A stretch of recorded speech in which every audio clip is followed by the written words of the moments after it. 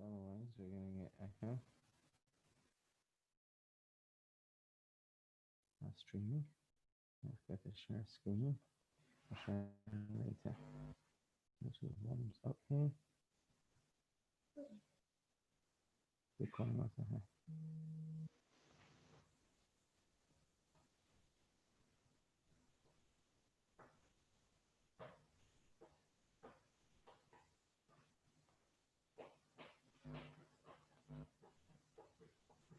Okay. So what happens if we do this now?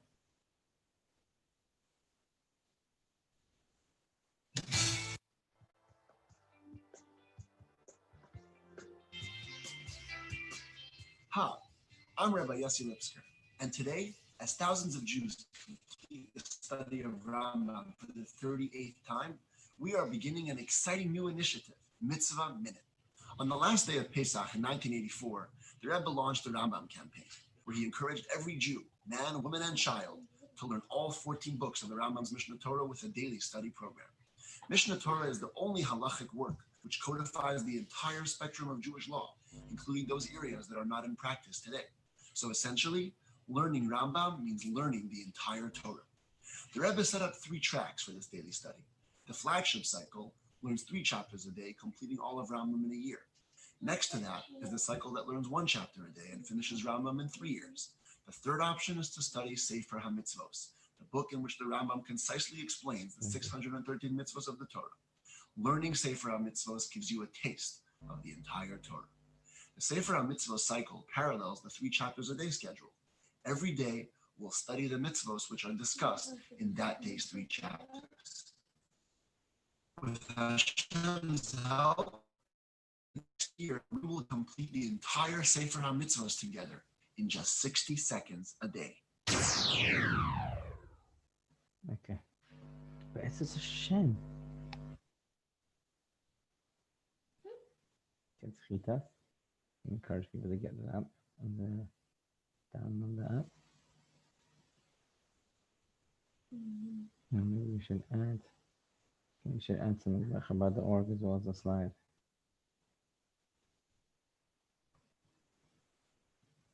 Share windows closed. 1 second. You can resume when your corner is meeting. You cannot what? Minimize.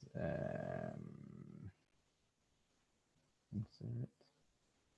Let's go to here. Real quick. The daily mitzvah, the principles.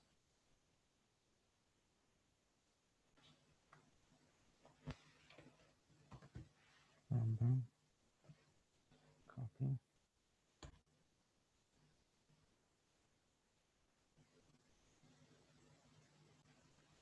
Let's go to the study.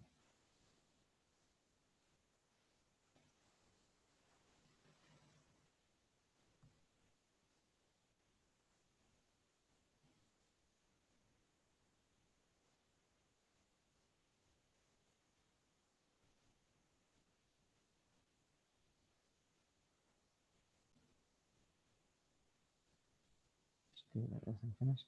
Print screen. Control-V. Good morning. Good morning. Good morning. How are you? Baruch Hashem. All the best to the senior. How's everyone keeping? Baruch Hashem, on and off, but here I am. Oh, here you are. Yeah. Alive and well. Not complaining. Baruch Hashem. Fantastic. What have you done over Shabbos? Anything nice? Yes. Well, I got back home just before Shabbos. Friday night, I had dinner at my daughter's. Oh, very good. Now So- it's all legal. Ish. Yeah. Carefully. So everything was sorted out, so I could get home before Shabbos. So pleased on that one. That's the first time I've eaten away from home since the Since the pandemic lockdown. started. Wow. And where does your daughter live? At Whitefield. Oh, very good. Yeah. Fantastic. I guess she's been in touch on Zoom and on the phone. Oh yes, I've been in touch all the time with my family. Fantastic. Wow, how special. How special to actually have to go and spend face-to-face time. Yes, it makes such a difference. I'm sure. Yeah. We go to see my parents every now and again, but again, they're shielding, and even now they won't do a proper face-to-face. But we see them from the garden. They stay inside, and we stay in the garden. But it's not the same. You know, you're always on edge, and you're not comfortable, can't relax. No, this is it. You know, we have to obey the rules. 100%, and we've got to stay safe. We've got to stay safe, Malcolm. We need to be gesund. Yeah, but you know, I'm being absolutely positive. Oh, now we like that. Now you give me the secrets. What's the secret code? How do you stay positive? There is no secret how to stay positive. You just have to be yourself. Wow. You've got to be yourself. Again, but you've got to work on it. It doesn't happen by itself, though. Come on. You don't stay positive. You choose to do so, don't you? Well, put it this way. People have said to me, aren't you fed up? Don't you get bored being on your own? And they're amazed with my reply. And that is that I have not got enough time in a day to do all the things I want to do. Wow. That's impressive. That's impressive. Well, you know, I am a very busy person. Baruch Hashem. Right. Now, okay, this morning already, I've davened with the minion from our shul on Zoom. Right. Some days, you know, I've got my artwork I do. Right. My music that I practice. I play on the radio. Oh, really? Wow. Yeah. What on that TV? I'm doing all my own housework at the moment. So what I do one room each day. How creative. I couldn't do it all at one go. Of course. So divide it up between Mondays and Fridays. Wow. I get things done. I just get on with life. Oh, wow. It's a blessing. You are a blessing. You are a blessing. Yes. Fantastic. Brilliant. So I'm just looking forward to some good weather. This week, is it supposed to be good weather? It's supposed to be. Oh, we've had a fair bit of rain. Yeah. Blessings have been pouring down from heaven in a wet form. Yeah. And actually, I'm hoping that I'm booked to go away beginning of August. I'm going to be away for 2 weeks. I'm hoping I'm going to be doing it. Where were you going to go to? The first week, Monday to Friday in Blackpool. Right. Coming back on Friday morning, and then going down south to Norwich and that way on the Sunday for a week. Wow. Yeah, well, we'll have to wait and see what the government guidelines allow for. But it looks like it's headed in that direction, doesn't it? Yeah, like you see, we're getting there. Officially, from August the 2nd, I'll be completely free from shielding. Please God, wow.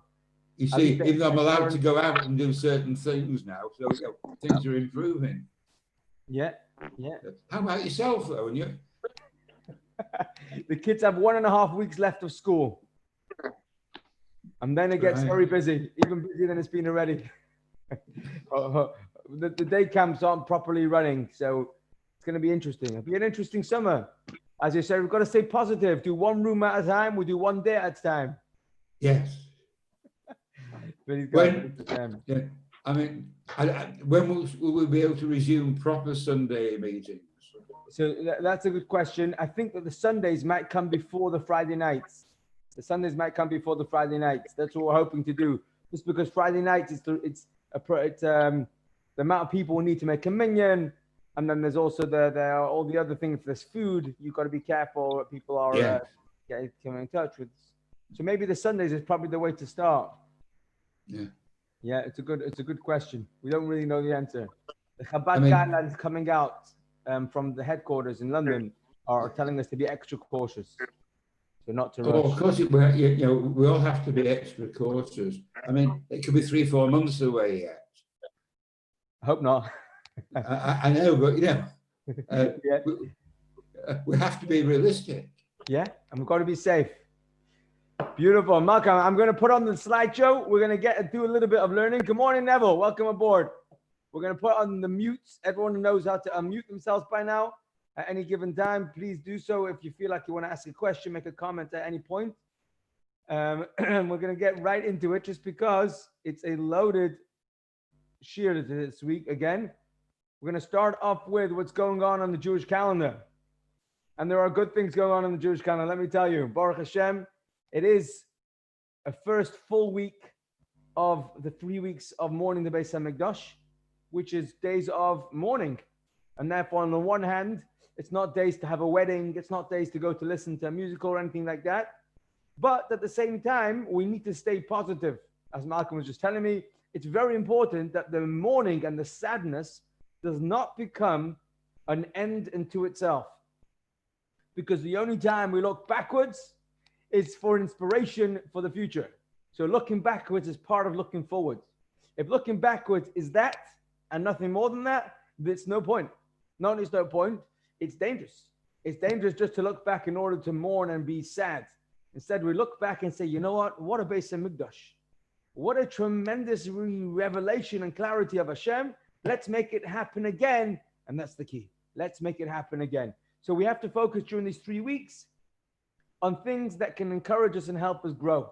So to help us do that, number one, today we are learning a double Parshah again. Matos and Masei packed into 1 week, 2 loaded Parshas. If that's not enough, this Shabbos will also be Masei being the last of the 4th book. We call it Shabbos Chazak. Chazak, Chazak, V'nis Chazak. Those of us who can make it to a shul will hear it in shul. Those of us who are doing it at home will say Chazak, Chazak at home. What does Chazak mean? We should be strong. We should be encouraged. We should be fortified. Chazak, Chazak, V'nis Chazak is this week. If that's not enough, we have in addition to that, it's also Shabbos Mevorachim. It's the blessing of a new month, because this coming week, the week after this, we'll have Rosh Chodesh Menachem Av. We'll have the next Jewish month starting, and as we learned in last week's shir, the whole discussion about how important the Jewish calendar runs according to the moon, and when the moon renews, it's a symbol for the Yiddish people renewing. And that means even though we have ups and downs, hard times and good times, when it comes to the new month, it reminds us of good times. So there's more energy besides the Shabbos Chazak and a double Parsha. We also have Shabbos Mevarchim. There's one more thing that's going on in the Jewish calendar, and that is that this week we are starting the international cycle of Rambam, daily study of the daily mitzvah. Now, the daily mitzvah is fantastic because, of course, for the scholars, it's great to be able to cover the entire 613 different mitzvahs in depth. And for that, we learn 3 chapters of the Rambam's Magnus Opus, the big massive set of 14 books of the Rambam's compilation of halacha. But in addition to that, or alongside that, there's the easy track, which is workable for everybody. And that is the daily mitzvah, because the Rambam bases his big set of halacha on the mitzvahs of the Torah, and he codifies them in order. So there's a cycle where you learn the mitzvahs that correspond to the 3 chapters of Rambam cycle, and that's starting this week. It started at the beginning last week, the introductions, and now we're up to day 3, and day 3 is still only the introductions. There's another 2 more days introductions, and then this week we'll be jumping into the actual halacha. I want to just put on the screen, if you go to chabad.org/daily study, as you can see right here, you get the daily mitzvah in audio form, video form, and this is for the daily mitzvah, or you got it in written form right here, daily mitzvah. But also I want to share with you that there's a new idea that came out last year, and that is people need sound bites. So listening to a long-winded shir is not always a daily option. So they have now the daily mitzvah in mitzvah minutes, 60 seconds or less. I'm just giving you a quick promo that the guy has for what he does. And from that, I'm going to share with you the link. If you just bear with me as we share this little video, we can get it to work. It'll be helpful. Here we go. Is it gonna work? Maybe not. I'm trying. There you go.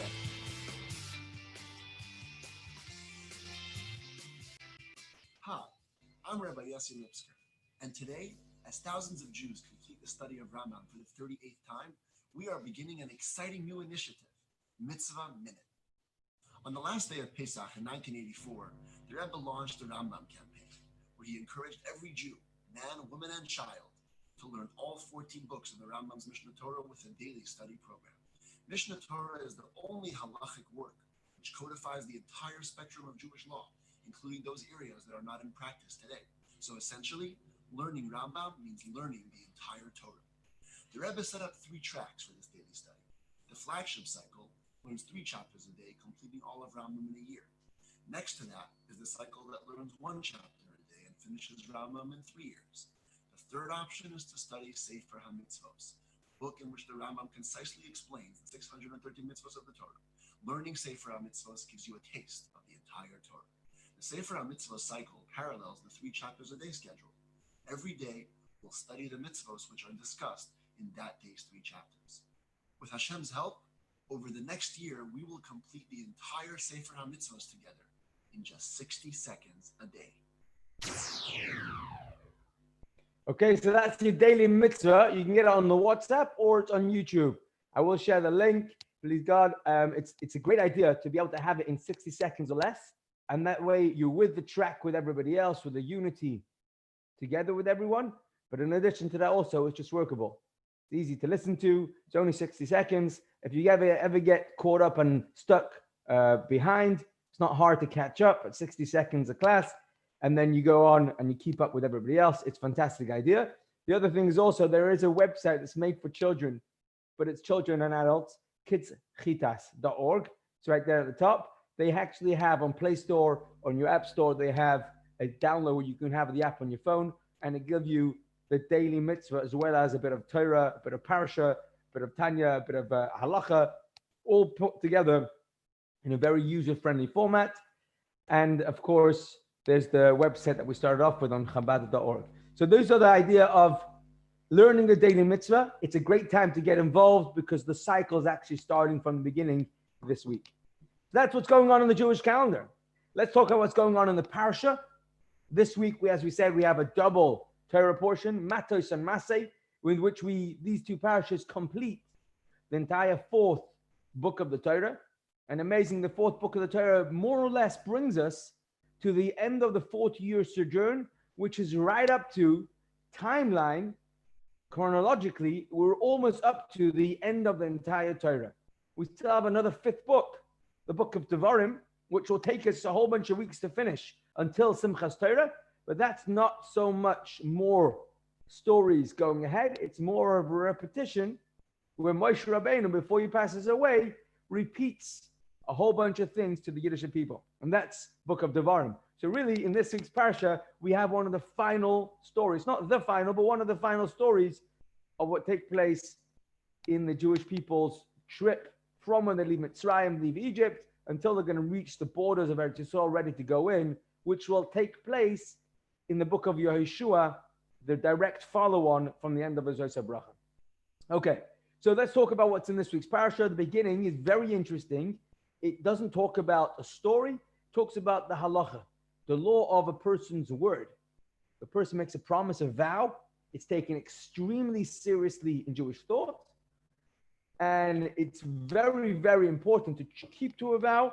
If a person finds himself stuck that they cannot fulfill a promise, so then this week's parasha discusses how a person can annul a vow.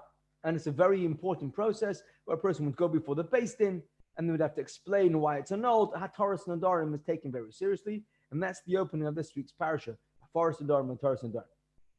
We also then have the story of Hashem tells Moshe Rabbeinu, yes, it's true that last week's parasha Pinchas, we had where the Jewish people were suffering the results of the moral attack, where the Jewish people fell morally and acted very immoral at the advice of the Midianites, of Bilam, and the girls that they sent in to try and entice the Jewish people, from which they managed to get the Yiddish people to worship idolatry.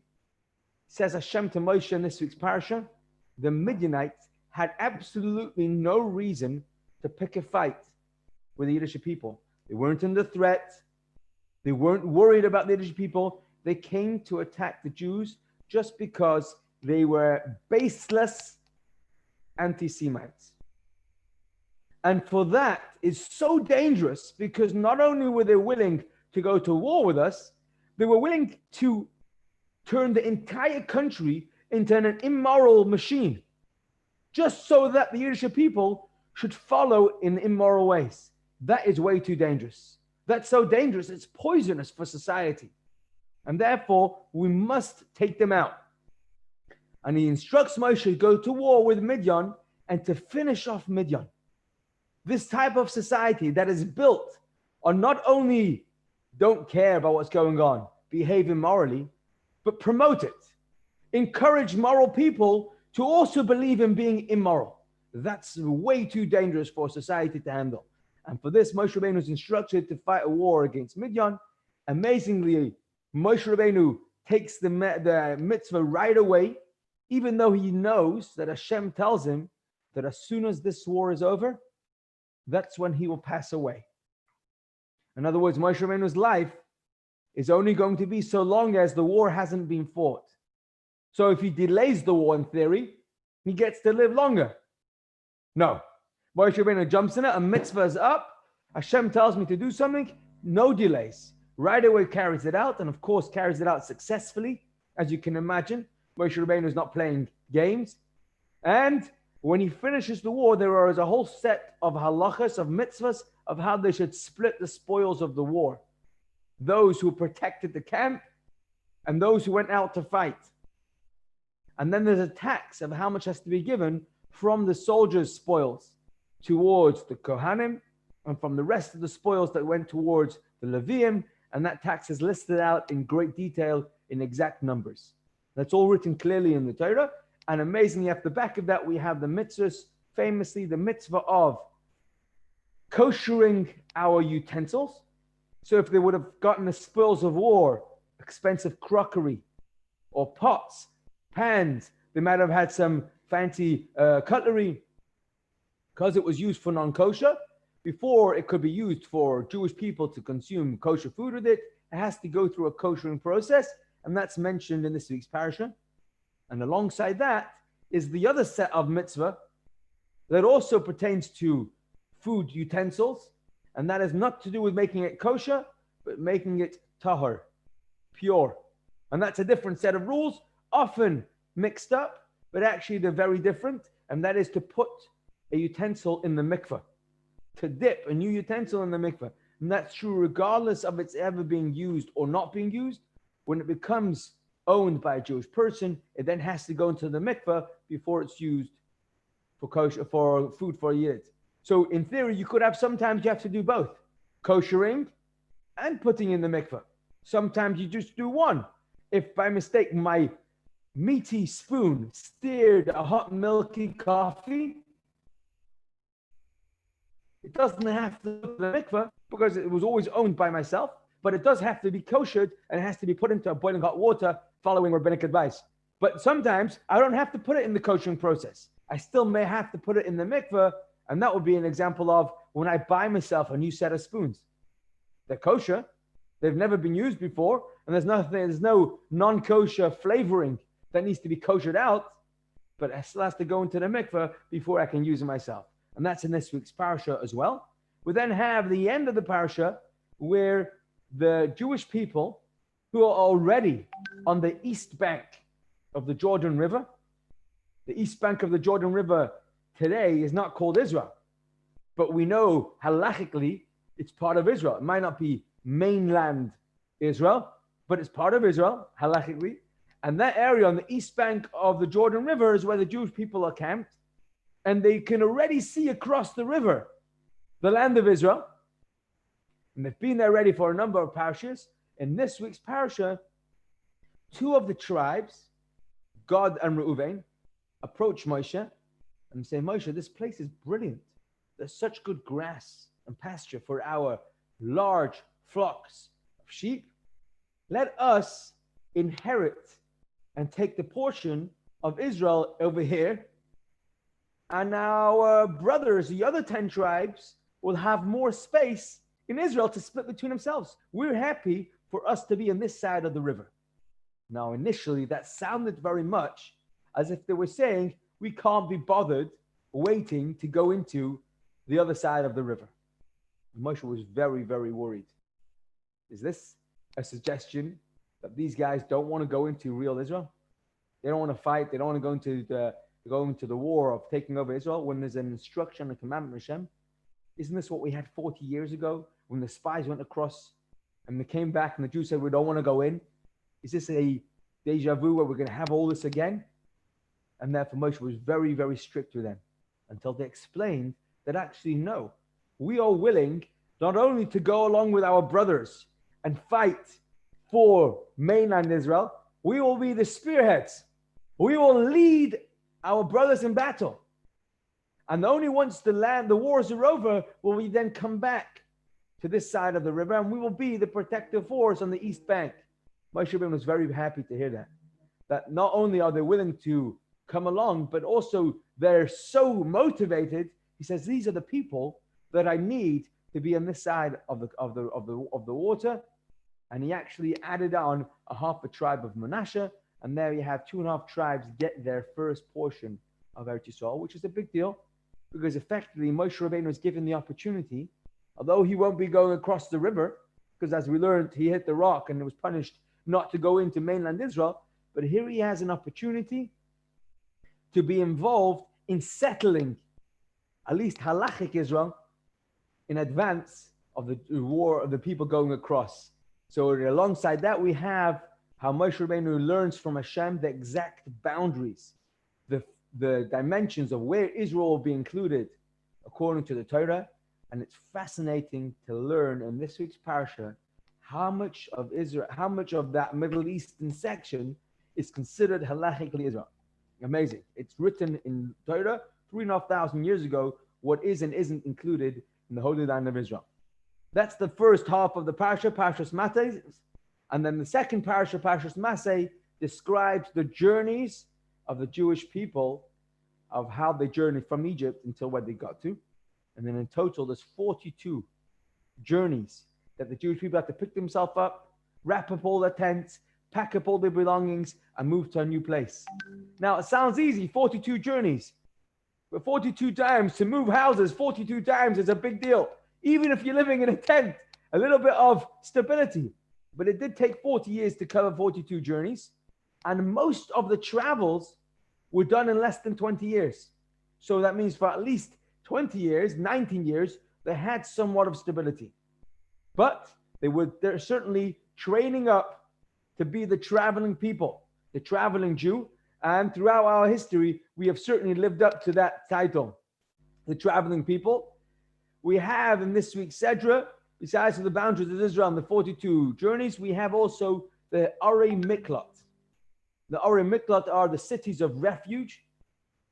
Cities of refuge would be for somebody who inadvertently, by mistake, caused someone to be killed. And it was certainly unintentional, but at the end of the day, if I was involved, God forbid, in the cause of someone else's death, that requires atonement, and that requires, it's a very serious matter. It would be considered a person who was a killer, even if it wasn't a murderer, but somebody who had caused death would be considered at risk of retribution legally from the family of the person who was murdered or was killed.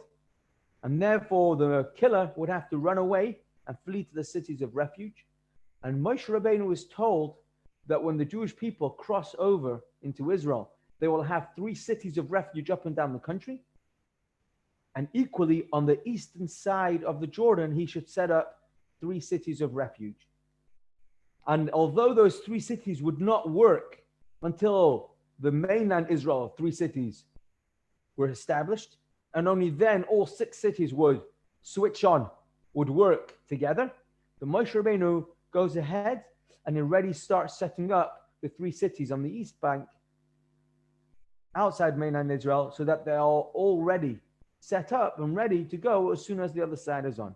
And then we have in the end of the parasha another fascinating story where the daughters of Tzalafchad, who we read last week, each of those 5 girls who came to Moshe and asked for a portion in Israel, and Moshe Rabbeinu says because there are no boys in the family, the father had passed away, and there were no brothers, they get a part of the land of Israel. They all marry into their own tribe. Why is that significant?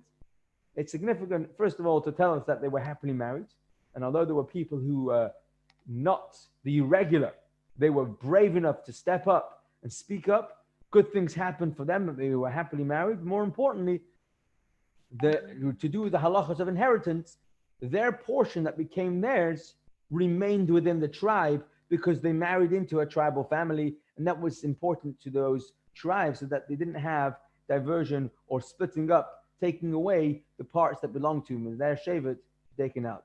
And with that, we finish the entire 4th book, Chazak, Chazak, V'nischazek, and we announce it, we encourage each other, and we uplift each other from the different areas of the Torah that we get encouragement and strength from.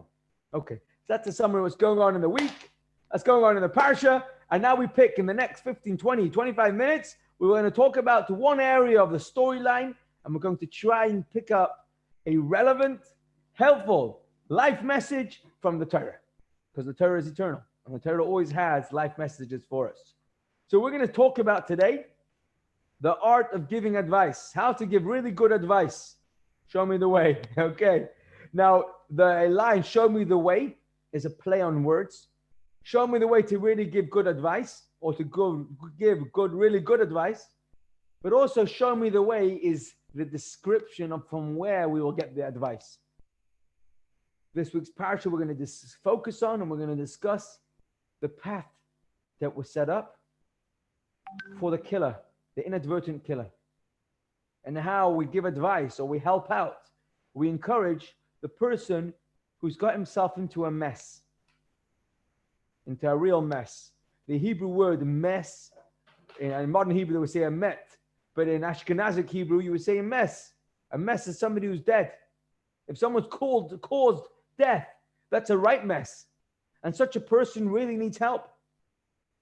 That's a lot to carry. If a person cares and they stop and think about the weight of their responsibility, it's very heavy. And we're going to talk about how we can help people who are carrying a load, baggage, hardships, either from material hardships, emotional hardships, and of course, equally for the Torah, it would be also spiritual hardships, whatever it might be. How can we help somebody like that? And we're going to start off talking about how we can help ourselves. And then we'll talk about how the same message can apply of how we can help others in a similar type of route. I mean, the truth is that in Torah, it works the same. If I wouldn't appreciate someone else helping me, I shouldn't help somebody else. If I would appreciate someone helping me, then I certainly should try and find ways to do the same for others. Hillel's famous quote, don't do to others what you don't like for yourself. And that's what we're going to focus on. We're starting off with a quote in this week's parsha that describes the cities of refuge that were there and set up for the person who had an issue, had a problem that needed to have urgent help for. Here we go. Hashem spoke to Moshe saying, speak to the children of Israel and say to them, when you cross the land, Jordan to the land of Canaan, you shall designate cities for yourselves. They shall be cities of refuge for you. And a murderer who killed a person unintentionally shall flee there. Run away to the city. The city shall serve you as a refuge from an avenger, so that the murderer shall not die until he stands in judgment before the congregation. If it turns out, after standing in judgment, that the murderer was intentional, and there was ways to prove that the murderer intentionally caused the death of a fellow human being, then the law is very different. If there were witnesses who can clearly testify that they had a conversation with the murderer at the time, and he knew what he was doing, and he intentionally did what he did, that's a different kettle of fish. In that case, there's a death penalty. It's a capital crime to cause murder. And although one could say, what's the use? If one person said, why should we kill a second person? The Torah dictates of when and when not the death penalty is carried out. But if it was unintentional, such a person deserves not the punishment, God forbid, of murder. Instead, he needs to have an atonement. He needs to be able to be kept safe. And therefore, in order to protect him from an would-be an avenger, he should run to the cities of refuge. Says Rashi right here, from an avenger, from the avenger of the blood. A kinsman of the murder victim would in theory have the ability to go and the permission to kill, take out, to revenge the blood of his killed family man, and that would be a danger to the killer. And therefore, we have to create safe havens, a place where they can run away to stay safe. This is the cities of refuge. Get the murderer out of the crosshairs. How so? Set up cities of refuge. Amazingly, the Sefer Chinuch tells us the reason for this mitzvah is readily apparent, so that the inadvertent slayer does not get killed by the Redeemer of the blood. It seems very clear that the reason for this mitzvah is in order to protect the killer, so that he shouldn't get killed. Keep him safe. How can we keep him safe? Asylum. Make sure there's a place where the danger of what he has caused, brought upon himself, should be mitigated, and thereby he has to stay in the city. Amazingly, Halacha tells us that this killer has to stay in the city for as long as the Kohen Gadol is alive, which could be in his entire life of the killer. It's indefinite. When he picks himself up from wherever he lives and he moves to where he is, he has to go there indefinitely. The mitzvah is that he has to stay there and stay in the city until the Kohen Gadol passes away, which could be a very long time. It could be all his life. It could be all his life. I'm going to ask the question today, and that is, what happens to a killer who has no worries? He's not afraid. He's not scared that there's going to be a hitman set up against him. Perhaps the person who he killed by mistake had no family, or everybody knows that it was a mistake, or it's in a civilized society where the family members aren't about to hot-blooded come after him with a gun. Does he still have to run away to the city of refuge if he has no fear and he's not scared for his life? Is the asylum seeking mandatory or just an option on his behalf? Any thoughts? It's an option. It's voluntary. Voluntary. Okay. And that would be because if he does, he's not interested, if he's not worried, then let him stay happily at home. It's only there for his benefit. Okay? Anyone else? He's just simply not bothered. And therefore he can stay home. Is that right? Yeah. Okay. Right. Asher? No idea. You can see both ways. You can see both ways. Actually, we're going to learn that there is a very good reason to say that even if he's not worried, he should still go. Why should he still go? So sometimes we know that even if I say, I'm not worried about my life, I don't care about the virus, I don't care about whether or not I'm going to contract it, we say there's a mitzvah to protect your life. There's a mitzvah to stay safe. And certainly in the case of corona, we have to be worried not only about ourselves, but others. But even if it's not in a contagious manner, we have a mitzvah to protect our life. And therefore, if there's any chance that my life might be in danger, I'm obligated to protect my life. But even putting all of that aside, there's another reason why a murderer or a killer, inadvertent killer, which is a murderer sounds a bit harsh, but an inadvertent killer still has to seek asylum, and that is because besides for protecting his life, it also protects his spiritual life. And what we're going to suggest is that actually it's a atonement, cleansing, punishment is not only about retribution, but in this case, it's his way, it's his path to be able to make amends for the terrible sin that he's carrying. Of course, it protects him in the process, and it might not be the main reason, but this fellow certainly needs to have some form of atonement. At the end of the day, even if it was inadvertent, but the bottom line is that someone's life ended, God forbid, on my account, and therefore something needs to be done to fix that up. And running away to the city of refuge could help that. So let's put this on the screen, starting off from the Levi, same Sefer Chinuch. Yes, please.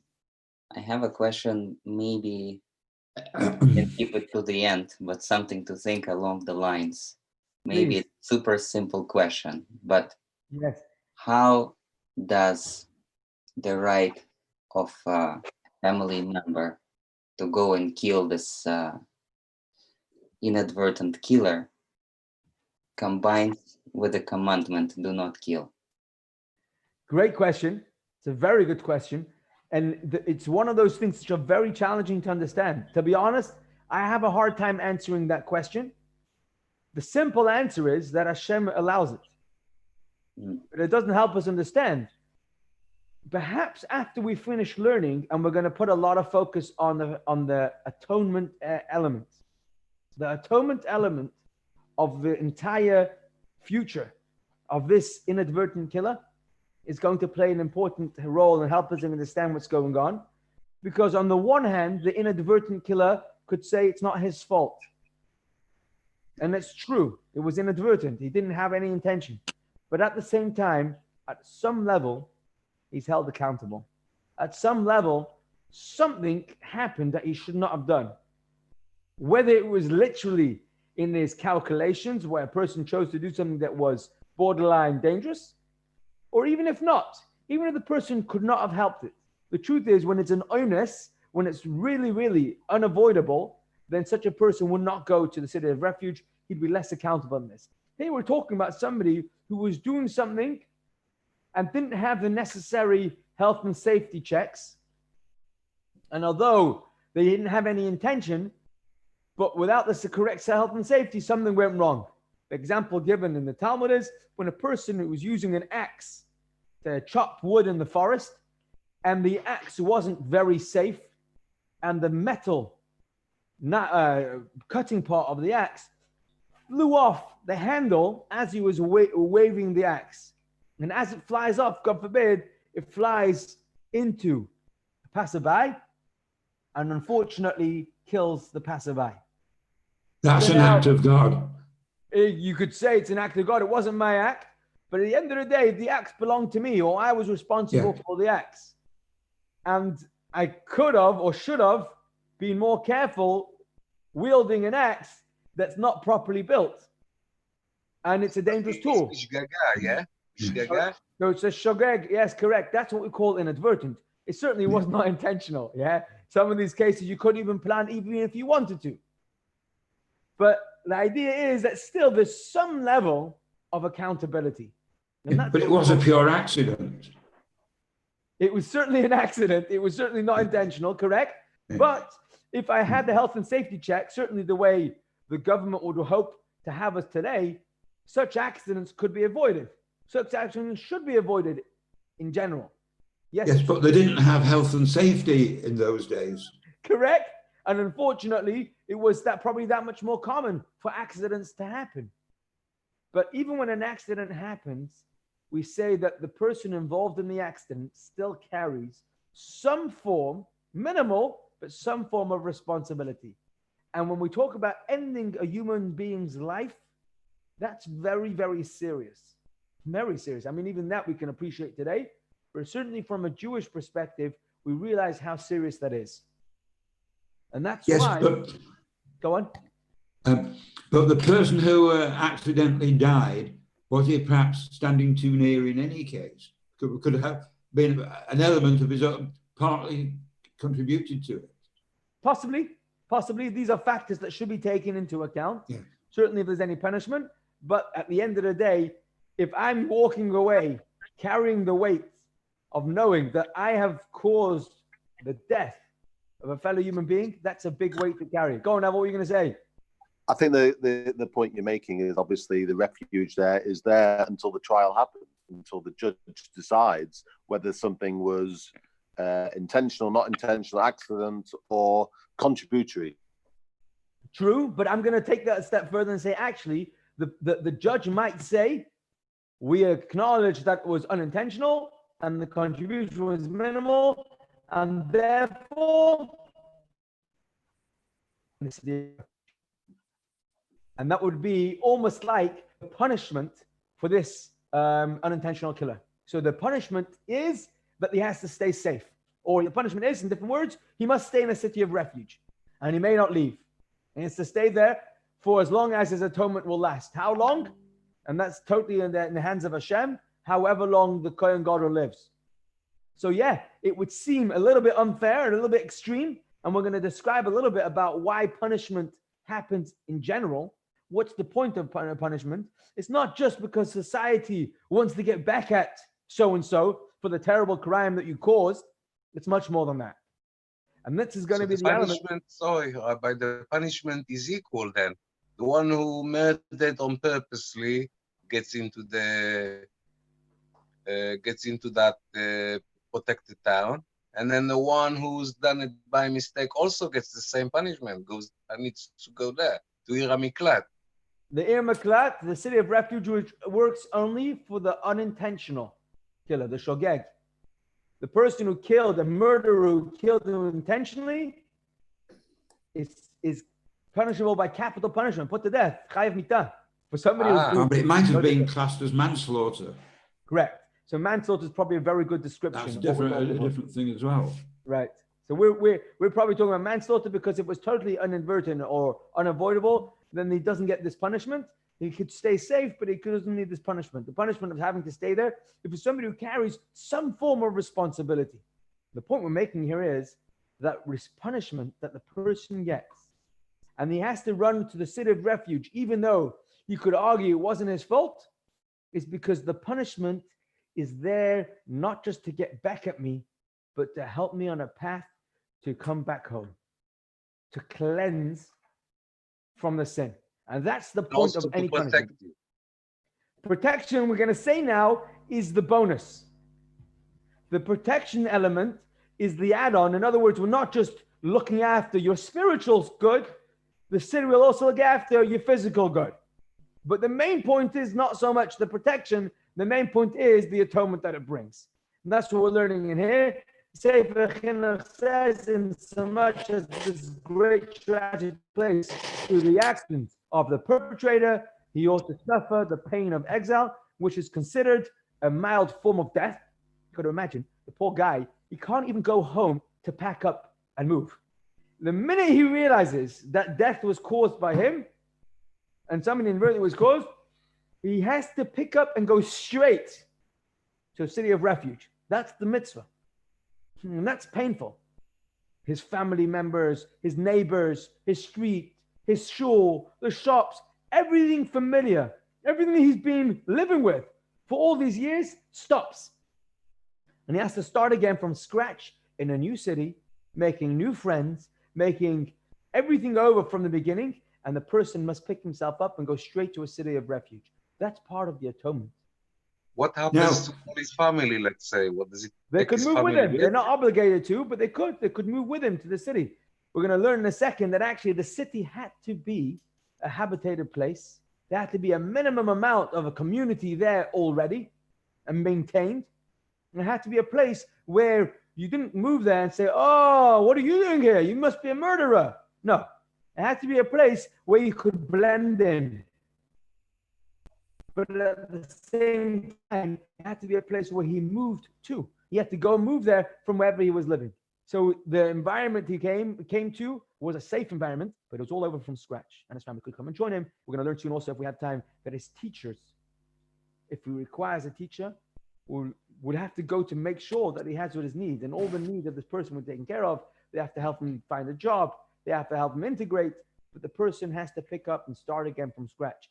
And that's similar to start turning a new leaf, whereby the individual separated from his loved ones, from his birthplace, and must dwell all his days among strangers. That's part of the process of healing, so to speak. What sort of timeline are we talking about? People staying in the refuge place, because obviously you're saying be part of a community. Does that mean they get jobs?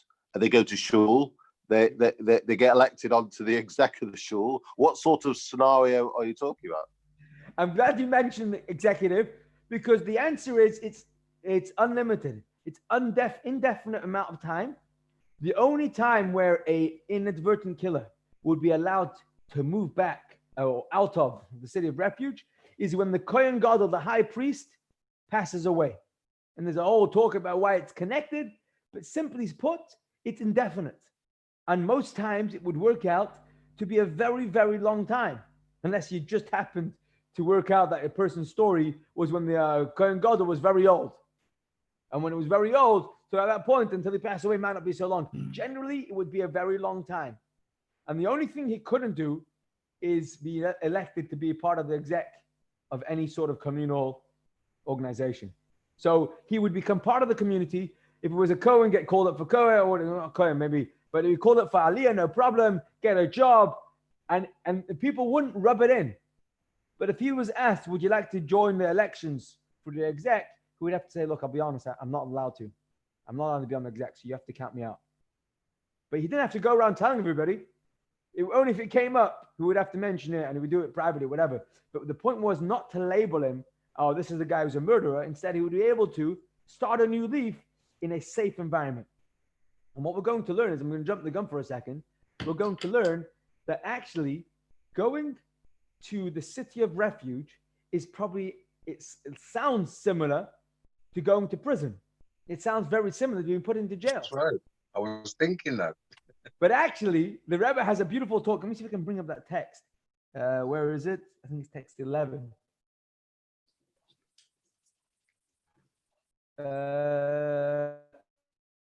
This one here. Text 8 maybe? The opposite of jail. The exact opposite of jail. Whatever jail does to a person is so far removed from what this does to a person. I'm going to read this inside. Just before we do that, I just want to share with you the idea. The idea is when a person gets put into prison, they are taken away from society.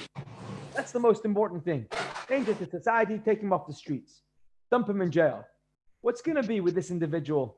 What's going to be with their purpose in life, with their mission, with their life, with their job? It's on hold. They've literally been stripped from their humanity. For as long as they're in jail, they just have to behave and do their time. And the point of jail is to do that, to do your time. I think today, more than ever, we're slowly shifting to be more of the Yiddish option. But basically, the idea is that in Yiddishkeit, nobody is ever written off. The idea of being put into jail, to be taken off the streets, is so extreme, that's not a punishment. That doesn't count towards atonement. That is ignoring the good of the criminal. In other words, when Yiddishkeit talks about a punishment, the point of the punishment is in order to help the criminal become a better person. In order for the criminal to start being a good person. In other words, the punishment is the healing process. And jail doesn't do that. If anything, jail tells the criminal, you are written off. You cannot do anything. You cannot be trusted. You cannot do whatever you need to stay behind bars, stay off the streets. And that's the wrong message. That doesn't give the criminal hope or direction. It doesn't encourage the criminal to come back whenever he finishes doing his time, to come back into society as a better person. First of all, emotionally, the person stops believing in themselves. And practically, you've gone to University of Crime. What you studied at University of Crime? Crime. You learn how to be a better criminal. You're going to come back caring less and better in the position to keep breaking the law. And that's just not Jewish. There is sometimes jail in Jewish law, but that's not a punishment. Not as a punishment, as a safety measure. When we haven't got the option of giving a punishment, when we haven't got the option of helping the criminal become a better person, so then we have to ignore the good of the criminal for the sake of society. But we don't convince ourselves that that's the punishment. We just recognize that for certain people, in certain cases, it's beyond the scope of what society can afford to do for this individual. And therefore, for the good of society, we need to ignore the good of this particular individual, and we cannot punish him. And that's why we put them in jail, because we can't punish him. Not because jail is a punishment. But ideally, we want to be able to provide a punishment for a criminal, and punishment is the same as a healing process.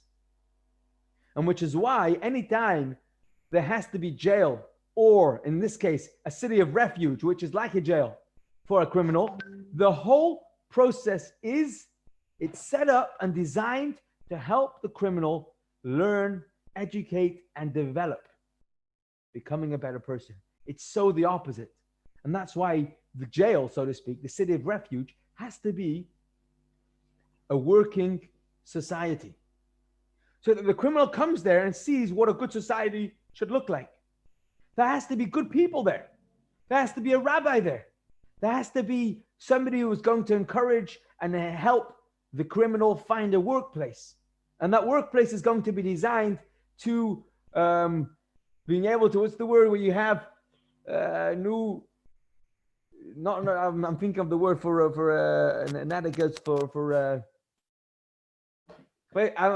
word slips in mind, but a person is educating and developing better traits. That a person is starting to develop that which was missing until now. And this is true even for an inadvertent killer who could argue it was out of my control. I had no intention. And still we tell the person, go to a place where I will develop not just okay values. I have to develop values that are top of the line, so that, God forbid, the thought process that allowed me to be lax with health and safety or anything similar, even that shouldn't enter my mind. So what we have here is that the cities of refuge really isn't so much about protecting the killer from a would-be avenger. That's true. But more important than that, the cities of refuge are there to help the killer become a better person. And many sources that we're skipping because of the clock help us realize that that's what the city of refuge symbolize. Cities of refuge are there to help a person be able to develop and become a better person. And that's true for every punishment across the board. So that's what punishment is in Jewish teachings. And that's what the cities of refuge are specifically.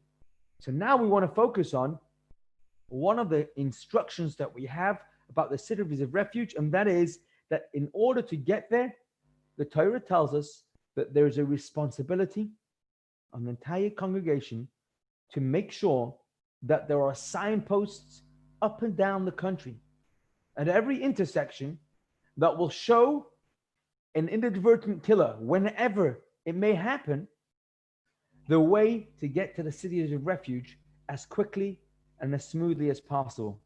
The halacha goes even further to say that if there are obstacles, if there's tremendous hills or valleys that will take longer for the inadvertent killer to get to his city of refuge, the Beis Din are obligated to make sure there are no obstacles on the paths and the routes, on the motorways and the streets that lead towards the city of refuge. It has to be as easily accessible as possible and also clearly signposted. Why? Dear Rabbi, can I ask something? Please. Yeah, so I'm trying to understand basically from what you've said, then there will be the criminals, all the criminals will go to Ir HaMiklat. Yeah? Correct. All the criminals. So where are the good people to help the criminals get better?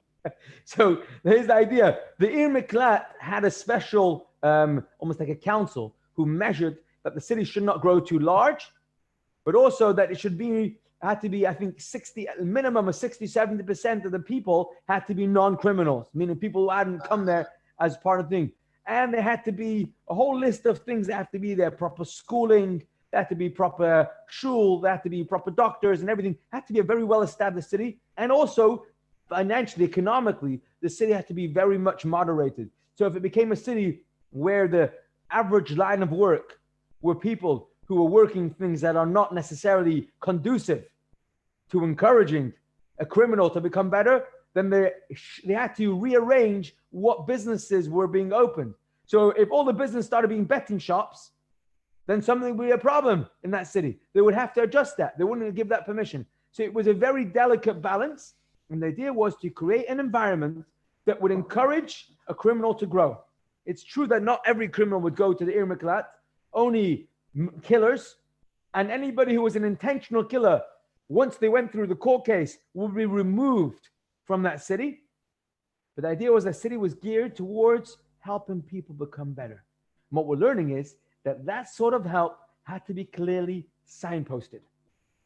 The point of the class, which we wanted to make, is that once we realize that that's what punishment is in Jewish teachings, it's going to be very telling to look at how the Torah requires us to make that sort of service available, so readily available. It's not good enough just to say, oh, we've got a working city of refuge a couple miles out.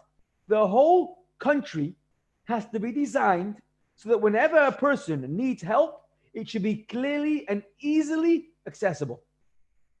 We are required to put signposts up to help the criminal find his help that he needs.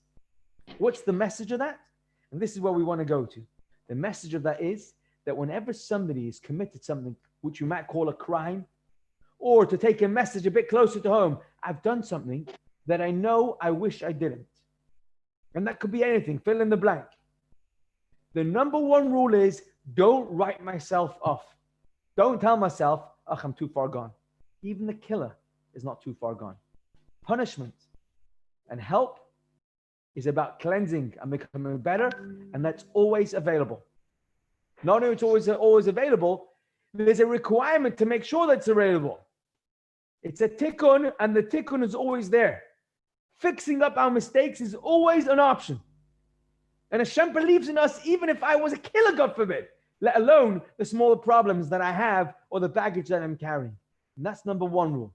Number two rule is I should not only encourage myself or somebody else who needs help or has done something they have to get out of, and I should remind them that Hashem has faith in them, but also I should make sure that the signposts are designed for the murderer, that the signposts that I'm giving are written in a language and are designed and clearly placed so that the person who needs the help can actually use the help.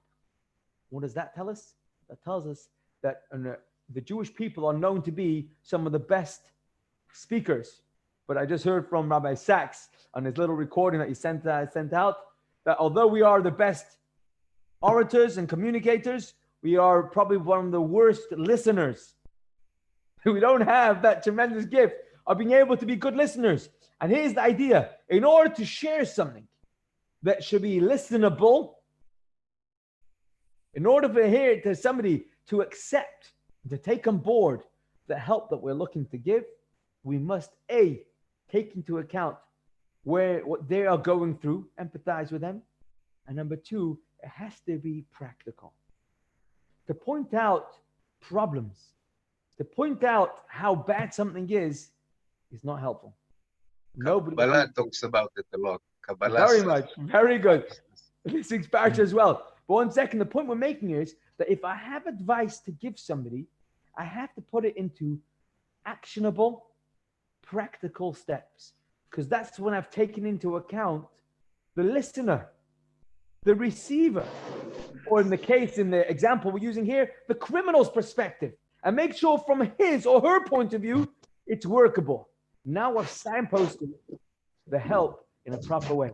So what we're learning from this week's Parshah is, number one, nobody's ever written off. Even a killer. Hashem wants us to know that he believes in us. And it happens all the time. There's some beautiful quotes that we're missing out here, that everybody needs to have a hair. Everybody needs a lift.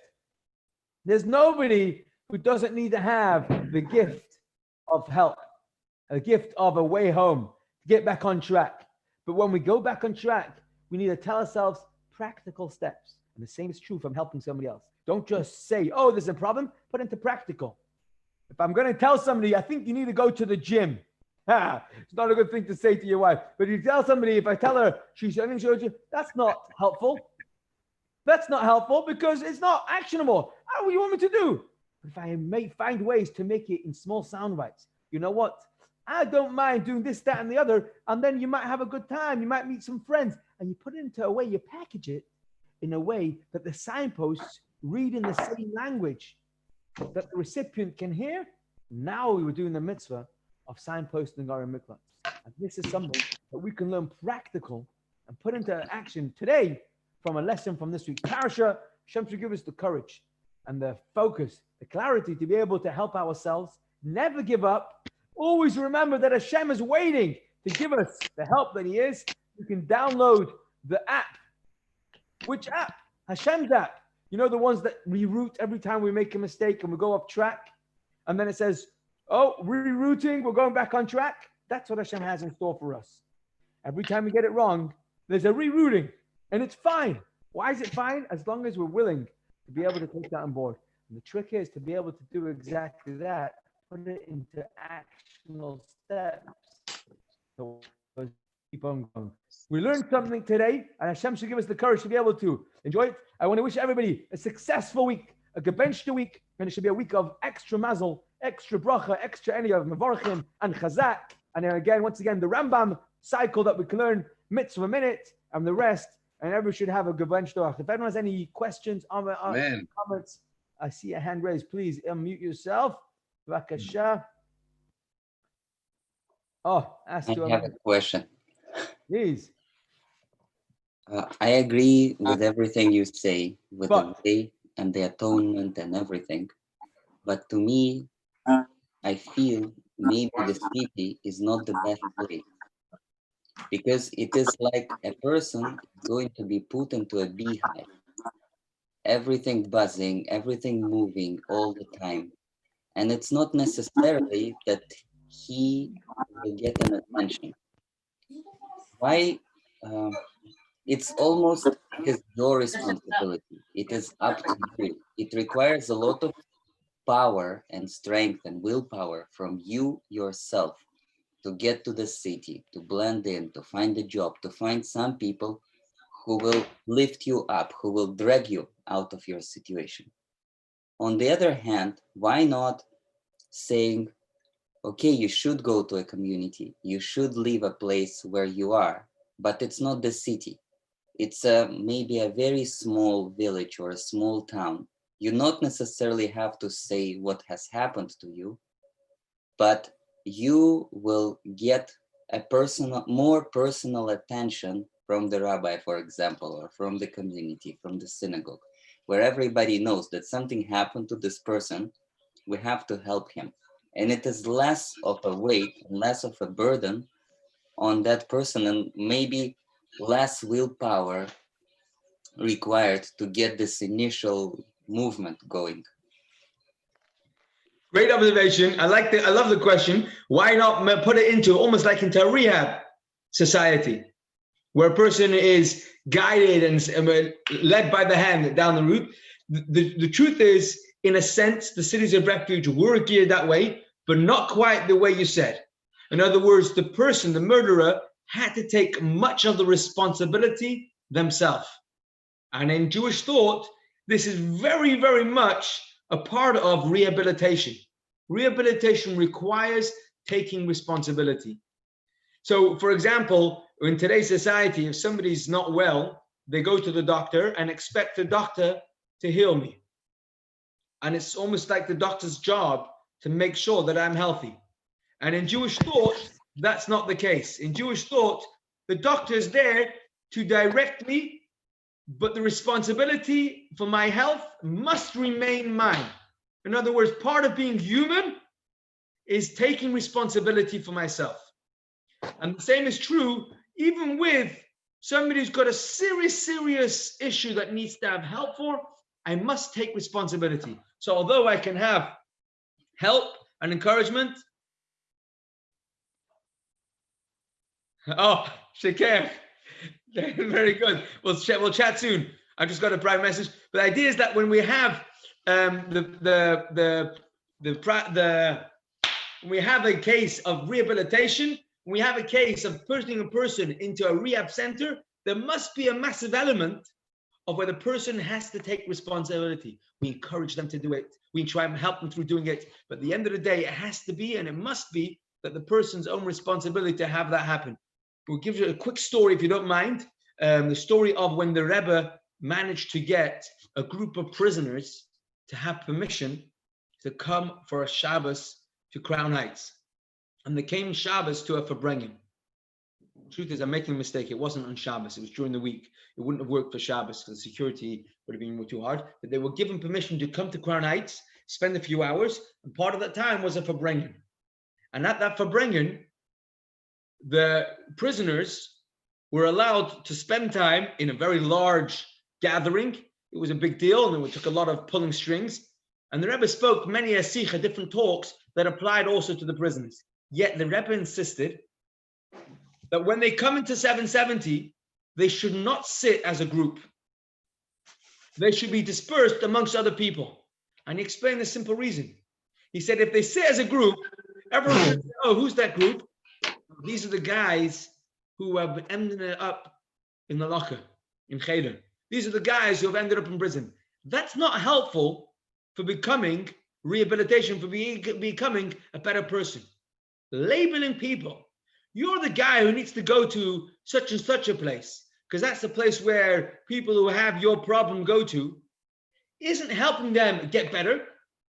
Creating labels that label a person and say, you are now somebody who has this label, even if the label is ADHD or whatever it is. If a person has whatever type of, it might be on academic level, helpful because it will direct us, but on a personal level, on taking responsibility, in believing in myself, believing that I become a better person, it has to be not so much where somebody else has taken responsibility for me, but I am taught to believe that I can do it. And that is a very fine balance between going into a school which is designed for problems or problematic people, to, instead of that, going to a place where there'll be the help, but the help is below the surface. It's happening undercover almost. And on the surface level, it looks like I have to, and I'm encouraged to, take the responsibility. It happens to be that in this case, there was a good reason for the person to take responsibility, and that was the safety element. So in most cases, there was a good reason for the person to feel like he needs to take the plunge and step up and do something about it, because there's a danger if not. But that was almost the propeller to get the further person, the catalyst to get the person to start. And then once he walked into the community, he would encourage. There's also one more thing I wanted to add, that we say we call it the city of refuge, but perhaps in today's lingo, where city almost implies a metropolitan, that wasn't the case. The city couldn't be too busy. It probably wouldn't be called a city in today's lingo. It would probably be called a town or something, because the city couldn't be, there was limits on how large of a city it could be. And that was for the simple reason where you weren't allowing the ability for the hitmen, the Avengers family, being able to smuggle in and be able to plan a undercover illegal attack of the murderer, and therefore they had to keep society small enough that they could know who's coming and going, and if there's a stranger in town, he would be approached just to double check and make sure to keep the safety of the place. It was a risky business. So that's probably wouldn't be called a city, instead it would be called a town or something like that. Did it answer the question, Yoina? Yes, thank you. I have a counter example, but maybe it will take a long time, so maybe we can discuss it later on. Perhaps. Has anyone else got a question? Yes. No question. Thanks very much indeed, Levi. Zagazon, have a good week, Neville. Be well. Thank you. Thank you. A very interesting session. Thank you. I'm glad you enjoyed that. I did, every minute of it. Fantastic. Fantastic. No, Asha, what are you going to say? I'm going to say that it must have been quite risky for the good people in the Ira Miklat, because most of the people would be criminals. So that was the trick. Quite They risky. couldn't allow most of the people to be criminals. For starters, the people who lived there were people who are idealistic, number one. They were there on a mission. And number two, it also wouldn't become the majority. They would never allow the majority of the society to be protecting criminals. They had to be, or rehabilitating criminals. Instead, it would be always a 60% of people who were there had to be people who chose to live there. And if it got more than that, then they would have to redirect some of the people are there to a different city of refuge. So that way, if anyone came, there would be space to take in more. That's the idea. So the society had to remain conducive to growth. Interestingly, there was a time in history where the laws for murderers had to be suspended just because it became too widespread. Unfortunately, even the death penalty, the Sanhedrin stopped listening to court cases of crime, of murder, because it was too widespread, and they chose not to judge those cases so they wouldn't be forced to put people to death because it was becoming so widespread. It was a very sad part of our Jewish history. And unfortunately, we can only imagine how it worked when mafia-type gangs started operating. And unfortunately, nobody's immune to that. And society grows. It's important to educate preventatively rather than try to educate retroactively afterwards, because preventative education is really the key. Helping a young child grow up knowing that they have a purpose in life, and that purpose isn't just to make money or to have comfort, or in the lingo of today, to be happy. When a person knows that there's more to life than that, then the society can grow and we don't have these issues. But when society is all based on how much I can get for me and how much I can serve myself, then society is dangerous. And unfortunately, that's when we have to start educating criminals, because they've already gone down that route. So that's the idea that we're talking about here, that we have to educate in general. But what we learned today is that nobody's ever written off. So long as we're alive, we have to take responsibility for ourselves. And not only that, we have to remember that we can take responsibility for ourselves, because Hashem believes in us. Have we learned something? Yes, fantastic. Do a quick bracha.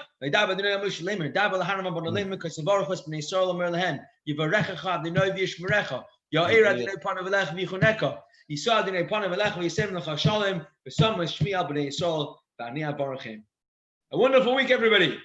Don't forget the mitzvah minute. I'll be sending out the link. There we go.